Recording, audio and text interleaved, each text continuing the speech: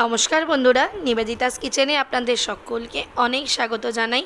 আশা করি আমার সকল বন্ধুরা খুবই ভালো আছেন, আমিও ভালো আছি। বন্ধুরা, দই বড়া সাউথের একটা ডিশ, যেটা খেলে গরমে পেট ঠান্ডা থাকে।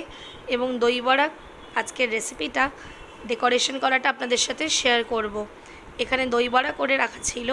এখানে আছে টক দই, আর আছে মিষ্টি চাটনি, এখানে রয়েছে সব ধরনের মশলা। চলুন বন্ধুরা, প্রথমে একটা বাটির মধ্যে আমি দই বড়াগুলোকে ফাটিয়ে নিয়েছি। প্রত্যেকটা প্লেটের মধ্যে দই বড়াগুলোকে ফাটিয়ে নেব। প্রথমে বিউলির ডালটা 5 থেকে 6 ঘন্টার জন্য জলে ভিজিয়ে রেখে তারপরে গ্রাইন্ডারে পেস্ট করে নিতে হবে।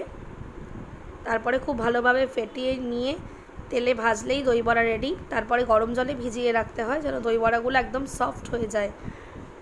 এবার এখানে একটা টক দই বাটির মধ্যে নুন আর গোলমরিচ গুঁড়ো দিয়ে ফেটিয়ে নিলাম। এবার দই বড়ার ওপরে টক দইটা দিয়ে দিলাম। প্রত্যেকটা প্লেটে দই বড়ার ওপরেই টক দইটা দিয়ে দেব।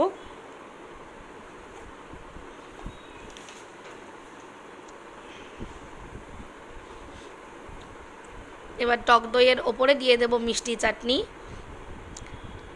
এখানে তেঁতুল, গোলা আর আছে টমেটো সস, কারি পাতা, সর্ষে ফোড়ন দিয়ে মিষ্টি চাটনিটা করা হয়েছে।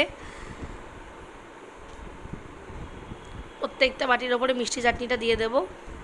দেখতে কিন্তু দারুণ লাগছে বন্ধুরা, দেখুন হোয়াইট দইয়ের ওপরে লাল লাল মিষ্টি সসটা কিন্তু বেশ লোভনীয় লাগছে, আর খেতেও দারুণ লাগে, টক টক মিষ্টি মিষ্টি। দই বড়ার এই কম্বিনেশনটা কিন্তু খুব দারুণ, টক মিষ্টি ঝাল আর মশলার একটা ঝাল ঝাল ফ্লেভার। এবার এখানে জিরে, ধনে, মৌরি আর শুকনো লঙ্কা দিয়ে একটা মশলা বানিয়ে নিয়েছি, সেই মশলার গুঁড়োটাই আমি এখানে দিয়ে নিলাম।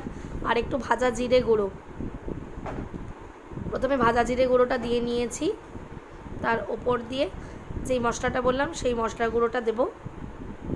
প্রত্যেকটা প্লেট আমরা সাজিয়ে নিয়েছিলাম। দেখুন বন্ধুরা, বেশ লোভনীয় লাগছে দেখতে, দারুণ হয়েছিল কিন্তু খেতে দই বড়ার রেসিপিটা। এর ওপর দিয়ে আমরা কিছুটা পরিমাণে ঝুড়ি ঝুড়ি করে ঝুড়ি ভাজা দিয়ে নিলাম। ব্যাস, একদম দই বড়ার রেসিপিটা রেডি হয়ে গেল এই ঝুড়ি ভাজা দিয়ে নিলেই। ঝুড়ি ভাজা দিয়ে ডেকোরেশনটা কমপ্লিট করে নেব। বাড়িতে এইভাবে বানিয়ে খেলে দোকানের থেকে অনেক বেশি হেলদিও হয় আর খুব ভালোও লাগে। এবার প্রত্যেকটা প্লেটের মধ্যে আমি চামচ দিয়ে সার্ভ করে দেব। একদম দই বড়া, বাড়িতে বানানো দই বড়া রেডি হয়ে গেল বন্ধুরা। এইভাবে বাড়িতে বানিয়ে দেখবেন, দারুণ হয়।